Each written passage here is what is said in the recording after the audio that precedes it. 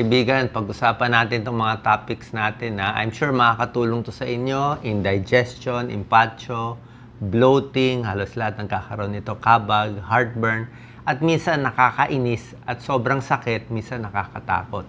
Actually, yung mga topic ko, normally, yung na-experience ko like 2 days ago, naparami yung may nagregalo kasi ng orange juice, parang masyadong daming pulp bits nakadalawang inom ako. Tapos nung second time, kumain naman ako. Indigestion, masakit. Medyo nakakatakot nandito. Parang hirap na pakiramdam. Hindi makahinga, hindi makaikot, matatakot ka, baka heart problem, baka heart attack So, first, kailangan ma-differentiate natin, tiyan ba problema o puso? Pag puso, dapat masakit ang dibdib, mabigat. Pag puso, dapat medyo may risk factor ka, may high blood, mataba, medyo overweight, tapos papacheck tayo sa doktor para makita kung heart problem o hindi. Pero kung lagi naman nangyari, sanay tayo dito sa mga sakit na to, tsaka ito after eating yung impatcho. Pagkakain mo, yan ang mararamdaman mo. Indigestion.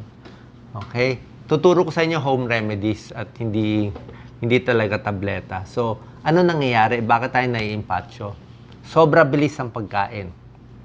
Okay? Pwedeng mabilis, pwedeng alak, pwedeng kape, pwedeng sobra daming soft drinks, pwedeng junk food, pwedeng spicy, ma-oily, or pwede katulad sa akin, maasim masyado yung nakain ko. Ituturo ko sa inyo mamaya, ha? Or stress, marami kayo iniisip. Pag marami kayo iniisip, nahirapan din magtunaw ang tiyan. Home remedy, pinakamadali, ginagawa ko, hot water lang. Yan lang talaga ang gamutan natin. So, inom lang na mainit na tubig, dahan-dahan, siguro ilang gulp na kaya nyo yung init para medyo matunaw, okay? Marirelax kayo. Mas maganda hot water kaysa cold, lalo na problema sa tiyan. Ito po, ito malamig, ito mainit. Basta masakit na ang tiyan, pinakamaganda talaga hot. Tulad ng muscle natin, kuwari sumakit ang muscle natin. Pag hot pack, o maliligo na mainit, nakaka-relax ng muscle. Pag malamig, lalo siya magka-cramps, di ba? Di ba malamig, nagka-cramps nga yung paa natin. Ganun din sa tiyan. Para ma-relax yung muscle ng tiyan, kailangan warm. Warm pampa-relax. Okay? Subukan mo, uminom na sobra lamig, masakit ang tiyan. Ako, lalong sasakit. Isa pa, healthy ang citrus fruits, di ba? Healthy to, mga orange, lemon, kalamansi, pinya. Kaya lang, may tao, lalo na pag walang laman ang tiyan mo. Tapos sobra pang asim, sobrang puro. Di ba? Merong mga prutas na talagang sobrang asim, wala pang laman ang tiyan mo, binigla mo, pwede mag-cause ng masakit na tiyan. Okay? Pwede ka mag-heartburn, pwede ka mag-impatcho. So, kung meron na kayong ganitong problema, kung ang tiyan nyo sensitive, kung ang tiyan nyo parang bakal, matibay, kaya kainin lahat. May taong ganun kaya nila, bale wala. Sige, di kaya nyo. Pero may tao, very sensitive, tulad ko na pag medyo nasobrahan, medyo napabusog, mahirap nga lumunok, mahirap matunawan, nasobrahan ng asim, sumasakit na. Kung ganun kayo na medyo sensitive, limit na. Okay? Konting bawas. Pwede nyo to kainin pagkatapos ng meal ninyo. Kumain ka na ng kanin, nakarelax ka na, tapos konting dessert na lang, pwede ka kumain nito. Wala namang kaso yan. Huwag lang puro. Like kalamansi juice, konti lang. Orange, huwag naman yung sobra asim, di ba? Lemon water, ako gusto ko lemon water. Pero ang lemon water natin, yung malabnaw lang. 1 litro ng tubig, siguro 1/4 na lemon. 1 basong tubig, siguro 1 slice lang na lemon, para may lasa lang. Huwag naman yung sobra dami, nasasakit ang tiyan mo. Ito rin, nakakasakit ng tiyan, mga chips, junk food. Meron pa mga ibang pagkain, pero depende nga po sa inyo. Pero normally, ito mga alak, soft drinks, diba? Mabula, magbo-burp ka, sobrang acidic, pakita natin Doc Lisa, coffee, fried foods, spicy foods, ito po. Sa gatas po, depende. May tao hindi pwede ang gatas pag sumasakit ang tiyan, tulad ko. Meron kasi akong lactose intolerance Kung meron kayong lactose intolerance, medyo hindi maganda yung gatas. Ito po yung home remedies natin para sa sakit ng tiyan, stomach ache, indigestion man, ito po gagawin natin.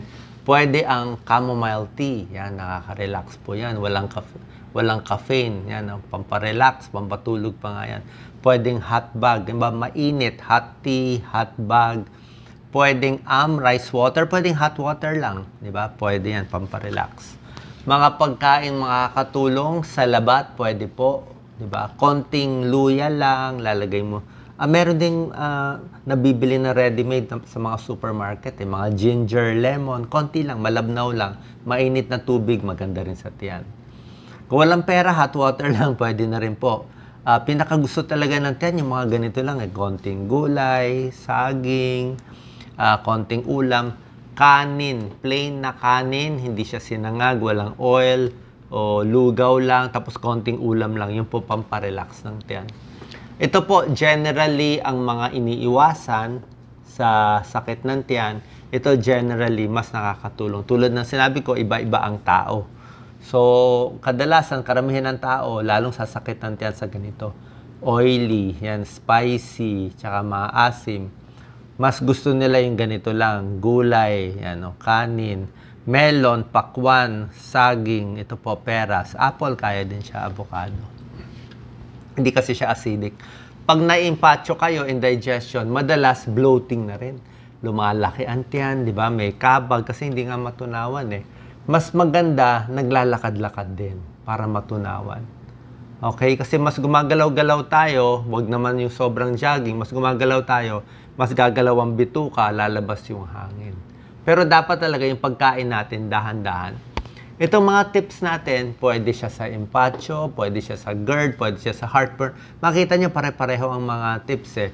Anong mga pare-parehong tips? Basta sakit ng tiyan, kung bloating man siya, iwas sa mga soft drinks. Inom ng maraming tubig, galaw-galaw, di ba? Para gumanda yung galaw ng bituka. Kumain ng dahan-dahan, di ba? Kailangan chino-chew maigi para hindi buo-buo yung mga pagkain natin, mahihirapan ng tiyan natin, di ba? Sobrang bilis na pagkain, lalong mahirapan ng tiyan. Pag acidic man, buntis, hindi buntis, ganun din ang tips eh. Kumain ng pakonti-konti, take leisure walk, maglakad pagkatapos kumain, iwas sa spicy foods, huwag hihiga agad, maghintay ng 3 oras, kundi mag-GERD ka, aakyat yung acid, lalong sasakit ang tiyan mo. Saging, maganda po sa tiyan. Magsuot ng maluluwag na baro. Heartburn, tulad ng sinabi ko, pareho din ng mga tips. Smoking, sigarilyo, iwas. Pag masyado kasi mataba, masikip pa yung pantalon mo, lalo na masikip, tataas ang pressure eh. Pag mataas ang pressure dito, naiipit ang tiyan, aakyat yung kinain mo. Fast foods, bawas. Tapos paghiga nga, 3 hours after or medyo mataas ang unan. Para hindi aakyat yung acid na kinain mo. Ito po, heartburn, pareho din. Huwag masyado iipitin ng tiyan. Mas nire-recommend ko to. Wear loose clothing, konti-konti lang. Bawas sa stress. Kasi kung very stressful tayo, parang hindi matunawan, di ba? Ito po, dahan-dahan na pagmuya, konti lang ang kakainin, at magpapakonsulta tayo sa doktor. Kung meron kayong sintomas, pag may dugo, ang dumi, namamayat, may lagnat, talagang tuloy-tuloy na sobrang sakit, baka may ibang sakit pa eh, di ba? Baka kailangan natin pa ultrasound, check kung may gallbladder stone or ibang problema. Last slide, last tip, maganda po maglakad-lakad din pagkatapos kumain. Hindi ko sinabi na mag-jogging kayo, di ba? Ayaw naman natin mag-jogging, konting lakad lang. Kasi ang hindi maganda, kumain ka ng napakarami, umupo ka na lang, nanood ka ng TV, talagang lalaki ang tiyan, baka bangungutin pa tayo, di ba? Yun ang problema, bangungot, kain ng kain, nahihirapan yung pancreas, nahihirapan yung tiyan natin. So, pag maglakad-lakad ng 15-30 minutes, maraming benefits.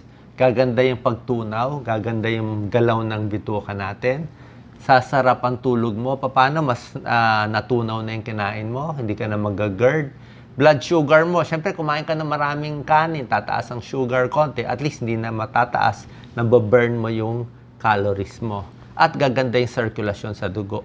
Mas hindi magbubuo ang dugo sa paa at sa katawan.